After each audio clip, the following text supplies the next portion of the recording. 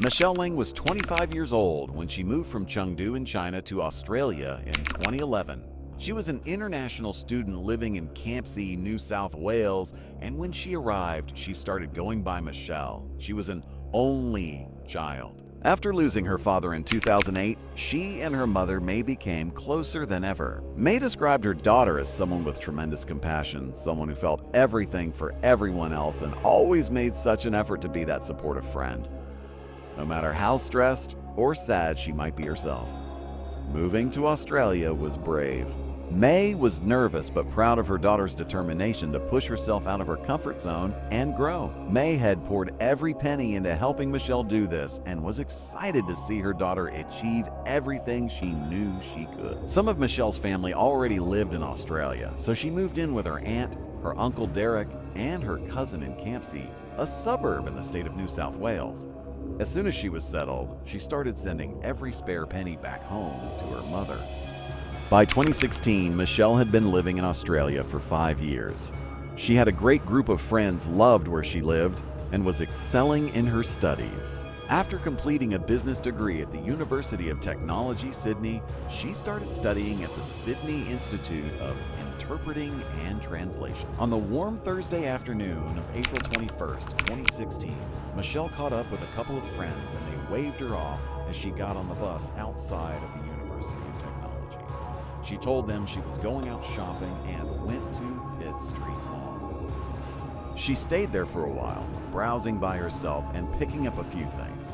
Michelle then boarded a train to St. James Station just before 4 in the afternoon and got off at 4:30 at Campsie Station to head back to her apartment.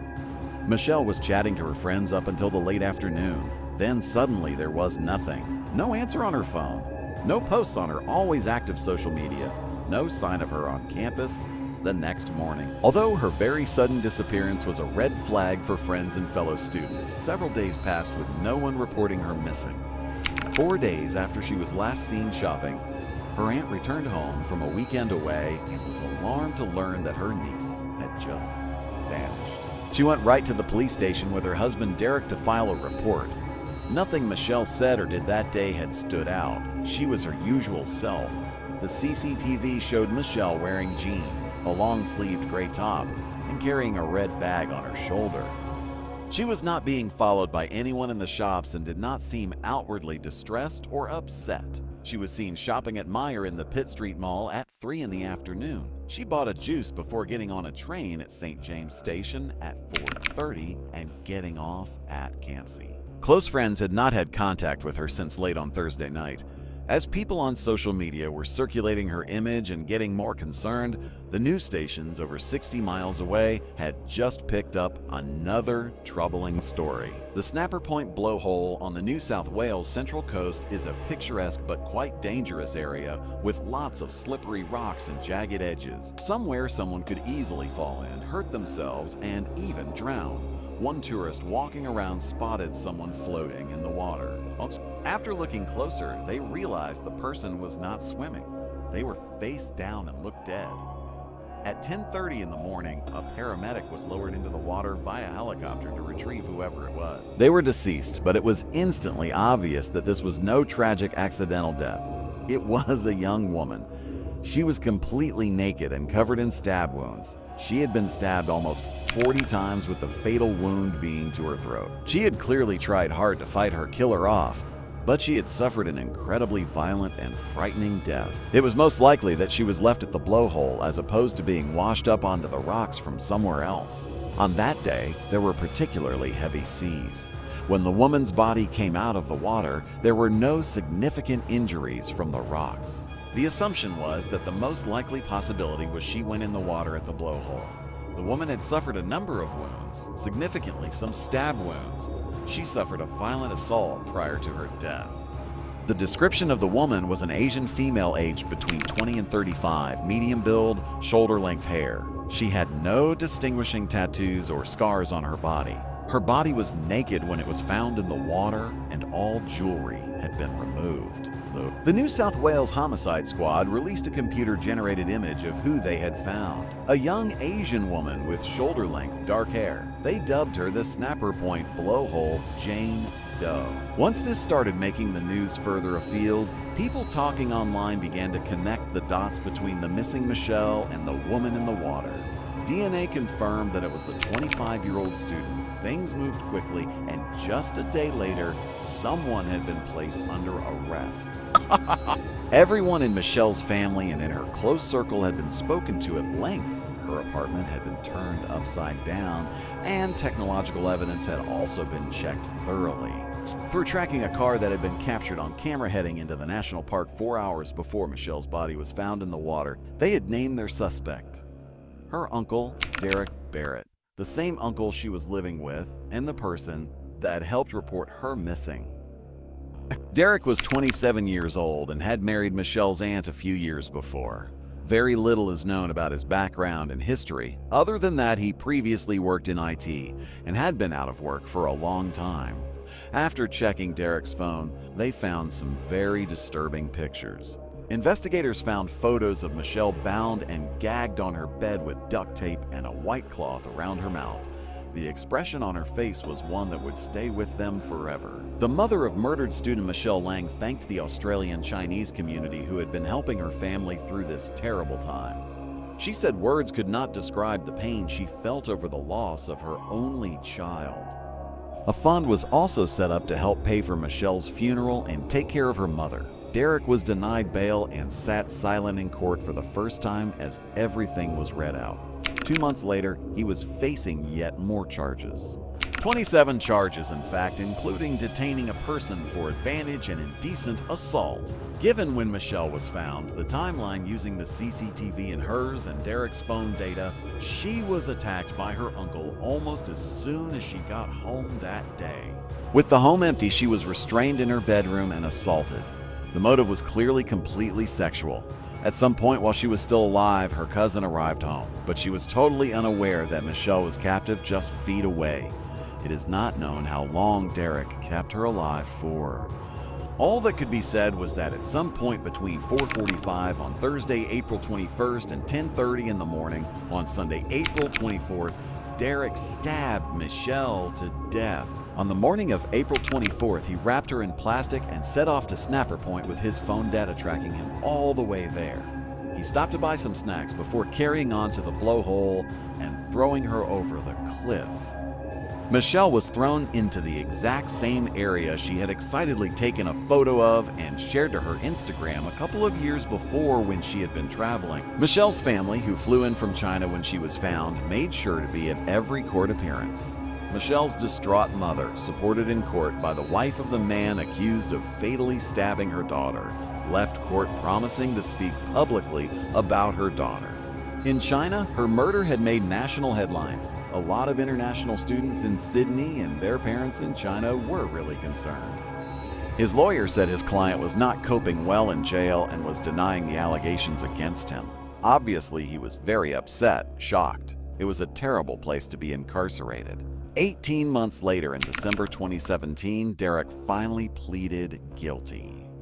He admitted to binding and gagging Michelle before murdering her and dumping her body. Derek also pleaded guilty to 21 other offenses, including 19 counts of filming Michelle for sexual gratification. Other charges he admitted to were detaining a person with intent to obtain advantage and 3 counts of committing an act of indecency with a person aged over 16 years. Derek claimed he had substance problems, and around the time of her murder, he had been using methamphetamine and smoking synthetic cannabis. He claimed he had no memory of anything that had happened that weekend. The only thing he could recall was seeing his face in the mirror and blood in the sink. But the judge rejected these claims and said his distress seemed somewhat contrived. A forensic psychologist told the court that in his opinion, Derek had feigned amnesia as a way of avoiding taking responsibility. He added that Derek, claiming he was suffering from a methamphetamine addiction, just did not ring true. He had not seen an obese methamphetamine addict. Derek exhibited a lack of insight into his crimes and a lack of empathy. Taking images of the victim bound and gagged with a look of horror prior to her death and disposing of her body a long distance away were actions highly suggestive of sexual deviance. Derek wrote a letter to Michelle's mother which said in part that he could only imagine what she was going through from her loss. Every moment of his life, he wished he could go back in time and take back that day that had caused so much pain. He let his own problems spill into the family home, and they paid dearly as a result. This moment in his life kept him awake at night in tears, and he still had nightmares. He lost everything because of a stupid weekend. His perception of time around that period was hazy. He had no idea how it frustrated him every day trying to think of how this came about and why he went down this path. He betrayed his own family and hers for his actions. He disgusted himself. But just as Helen Wilson was not buying his words, he had the air in the witness box of someone playing a part and saying what he thought he should say to present the best possible impression of himself. She said this was a despicable crime of extreme brutality and great wickedness. It was a depraved and sadistic act committed by a man in a position of trust to Miss Leng and in a place that should have been one of safety and refuge for her. A socially inadequate man driven by sexual perversion and sadism. Derek Barrett did not fool anyone. Derek Barrett stared intently at the floor of the dock throughout the entire sentence, his tears now only for himself. Because while this was not technically a life sentence, he could be in his 70s before he is free again. Derek Barrett was sentenced to 46 years in prison with a non-parole period of 34 years. The murder of Miss Leng was a horrendous, senseless murder that impacted a lot of people's lives. The courts recognized the seriousness of the offense by the sentence that was handed down. Anyone that heard the facts of what had gone on knew it was a horrendous matter, and the family were traumatized by what had gone on. However, this case was far from over. The investigation had shown he had a growing sexual obsession with her. A couple of years later, things got even more twisted. In November 2019, an elderly housebound woman with dementia who has not been identified was sat in her house when her daughter knocked to check on her. Her daughter found her at the kitchen table holding what was described as a heavy-duty weatherproof USB. The woman said she thought it was a toy and could not explain how she got it. When her daughter plugged the USB into the computer, she saw things so disturbing that she called the authorities right away.